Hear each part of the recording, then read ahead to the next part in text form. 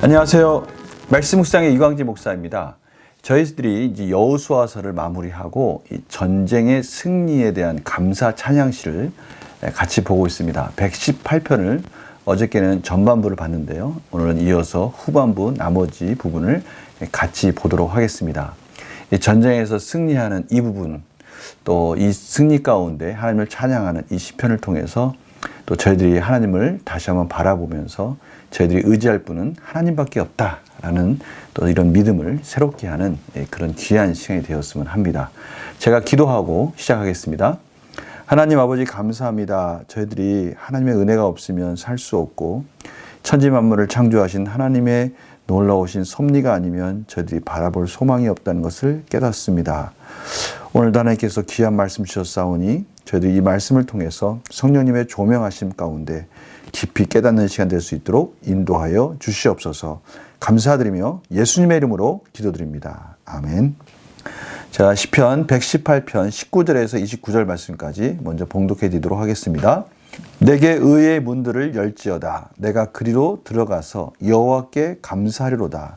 이는 여호와의 문이라. 의인들이 그리로 들어가리로다.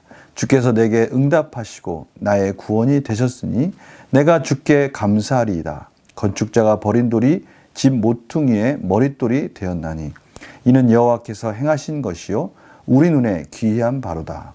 이날은 여호와께서 정하신 것이라. 이날에 우리가 즐거워하고 기뻐하리로다. 여호와여 구하옵나니 이제 구원하소서. 여호와여 우리가 구하옵나니 이제 형통하게 하소서. 여호와의 이름으로 오는 자가 복이 있으며 우리가 여호와의 집에서 너희를 축복하였도다. 여호와는 하나님이시라. 그가 우리에게 빛을 비추셨으니 밧줄로 절기제물을 제단 뿔에 맬지어다. 주는 나의 하나님이시라. 내가 주께 감사하리이다. 주는 나의 하나님이시라. 내가 주를 높이리이다.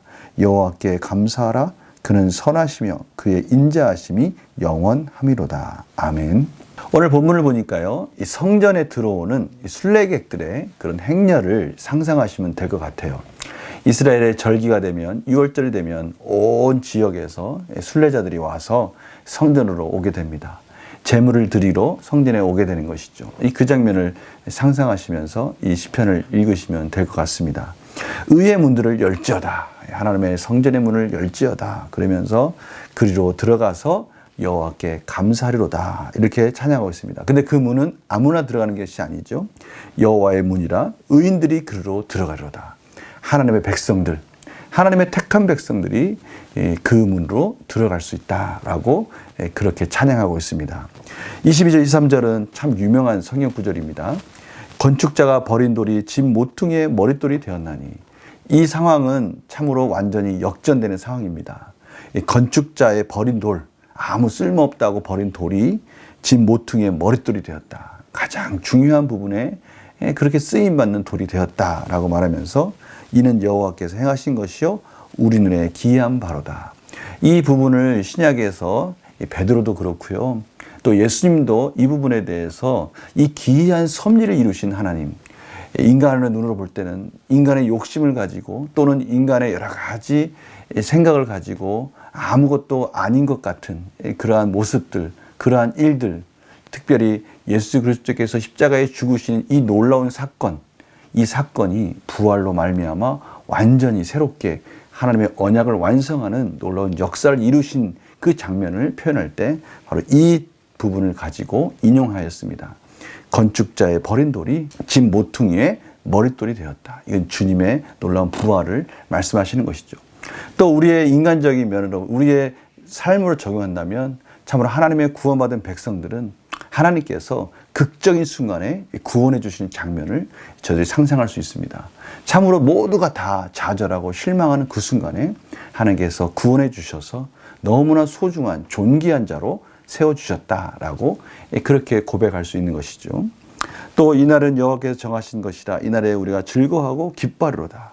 여호와여 구하옵나니 이제 구원하소서. 여호와여 구하옵나니 이제 형통하게 하소서라고 말씀하시면서 여호와의 이름으로 온 자가 복이 있으며 여호와의 이름으로 하나님을 찬양할 수 있다는 것, 이것이 복이라는 것입니다.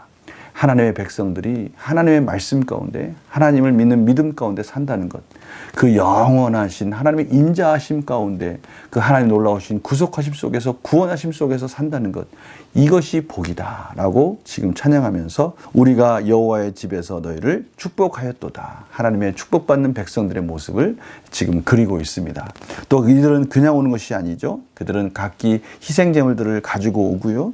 28절에 주는 나의 하나님이시라, 주는 나의 하나님이시라, 내가 주께 감사하고 주를 높이리이다 라고 말씀하시면서 이스라엘 공동체 하나님이시기도 하지만 나의 하나님, 나의 하나님, 나의 구원을 베풀어 주신 나의 하나님이라고 하나님을 찬양하고 있습니다. 그리고 마지막에 앞에서 그렇게 계속해서 4절을 통해서 찬양했던 그 부분을 다시 마무리 짓고 있습니다. 헤세드, 여호와의 인자하심, 언약 백성을 향하신 하나님의 그 인자하심, 그 끊임없는 영원하신 사랑을 찬양하면서 마무리 짓고 있습니다. 여호와께 감사하라, 그는 선하시며 그의 인자하심이 영원함이로다. 하나님의 영원하신 성실하신 사랑으로 말미암아 우리가 승리할 수 있었고, 우리가 지금까지도 그 은혜 가운데 살고 있지만 앞으로의 삶 속에서도 그 영원하신 하나님의 사랑이 우리를 붙들어 주실 것이다 라고 그렇게 고백하고 있습니다. 문제를 한번 풀어볼까요? 시인은 의의 문인 여호와의 문에서 어떤 일을 행하겠다고 고백합니까? 19절 20절입니다. 의의 문들을 열지어다, 내가 그리로 들어가서 여호와께 감사하려다. 하나님의 백성이면 마땅한 고백이죠. 지금까지 인도하신 그 하나님께 감사하려다. 여호와의 문이라 의인들이 그리로 들어가리로다. 하나님의 택한 백성들이 하나님의 그 예루살렘 성문으로 들어가서 하나님의 성전에서 하나님을 찬양하는 장면들을 지금 바라보고 있습니다.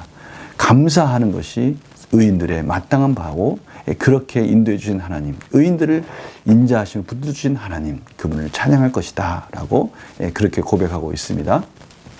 시인은 건축자의 버린 돌이 머릿돌이 된 것에 대해서 어떻게 반응합니까? 기이한 일이다, 이것은 하나님이 아니면 하실 수 없는 일이다 라고 고백하고 있습니다.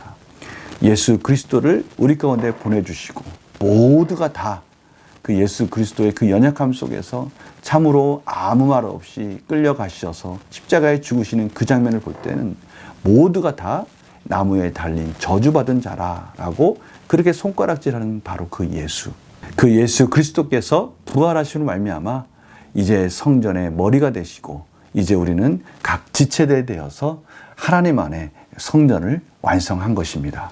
이것이 하나님께서 세우신 하나님 놀라운 섭리이죠. 우리의 인생 속에서 그래서 저희들은 절망 가운데도 낙심하지 않을 수 있습니다. 왜냐하면 예수 그리스도를 그렇게 섭리 가운데 구원을 완성하신 그 하나님이 저희들도 어떠한 어려움 속에서도 인자하심으로 그렇게 인도하실 것이라는 것을 바라보기 때문입니다. 영광 목사님 볼까요? 시인은 왜 모든 일이 여호와께서 행하신 기이한 일이라고 고백합니까? 지금 이것이 전쟁의 승리의 노래인데요. 이스라엘 백성들을 바라볼 때 정말 하나님께서 이스라엘 백성들 가운데 승리로 이끄신 그 내용들을 보면 기이한 일이 아닐 수 없는 것이죠. 요단강을 건너는 것부터 시작해서 여리고성을 무너뜨리는 것, 또 아이성 전투, 또 여러 가지 전쟁 속에서 보면요, 연합군을 무찌르는 걸 보면 그 모든 것 일들 속에는 정말 이스라엘 백성들이 감당할 수 없는 일들입니다. 그러한 일들을 하나님께서 귀한 방법으로 이스라엘 백성들에게 승리를 주셨습니다. 이러니 이스라엘 백성들이 하나님 앞에 찬양할 때 그 아무것도 아닌 것 같은, 정말 다른 열강들이 볼 때는 아무것도 아닌 그런 민족 같은 이스라엘 백성들이 하나님의 귀한 방법으로 그 모든 열강들을, 그 군사력이 막강한 정말 철옹성 같은 그러한 성을 가지고 있는 자들을 무찌르는 그 장면들을 보면 건축자의 버린 돌 같은 그러한 이스라엘 백성들이 성전에 머릿돌이 될 정도로 하나님께서 그렇게 존귀하게 세워주신 것이죠. 그러니 귀한 일이라고 찬양하지 않을 수 없는 것입니다. 그런데 이것이 비단 이스라엘 백성들만 그런 일이 일어나겠습니까? 이러한 모든 일들은 하나님의 백성들을 향한 하나님의 뜻이죠.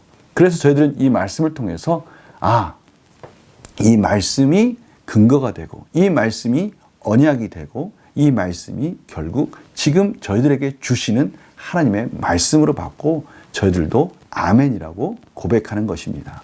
그래서 저희들은 느낀 점으로 갈 수가 있는 것이죠. 하나님께서 베풀어 주신 구원에 감사하는 신을 보며 무엇을 느낍니까?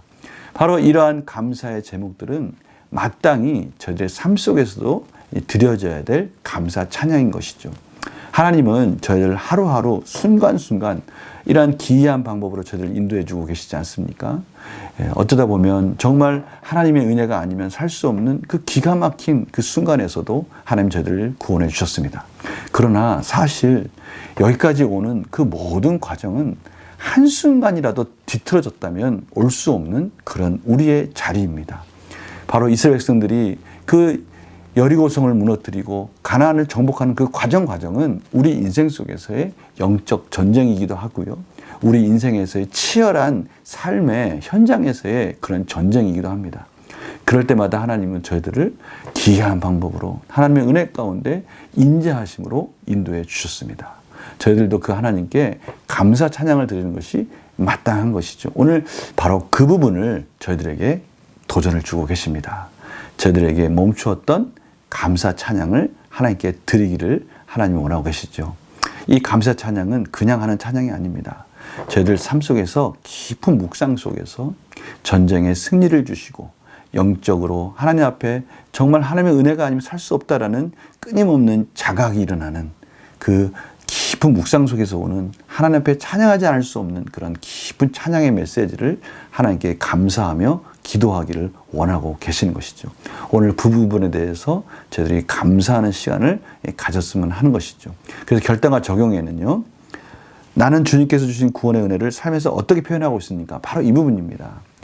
저희들에게 이렇게 말할 수 있을 것 같아요. 감사하지 않는 건 아닙니다.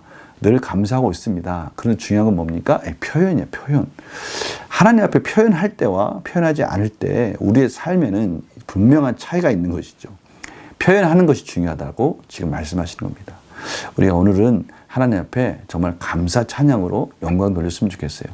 우리 성도님들이 좋아하시는 찬양 있지 않습니까? 그런 찬양을 해도 좋고요. 우리 입술로 고백을 하는 겁니다. 하나님 감사합니다. 하나님 사랑합니다. 하나님 저희 인생 속에서 이런 기가 막힌 방법으로 기이한 방법으로 저희들 인도해 주셔서 너무나 감사합니다 하고 표현하는 그런 감사의 고백 속에서 하나님께서는 더 큰 풍성한 은혜로 저희들을 그 인자하심으로 인도해 줄 줄 믿습니다. 그래서요, 이 적용으로 한 걸음 더 들어가 보면요, 구원의 은혜에 감사하는 삶을 살기 위해 내 삶의 어떤 부분을 개선하겠습니까?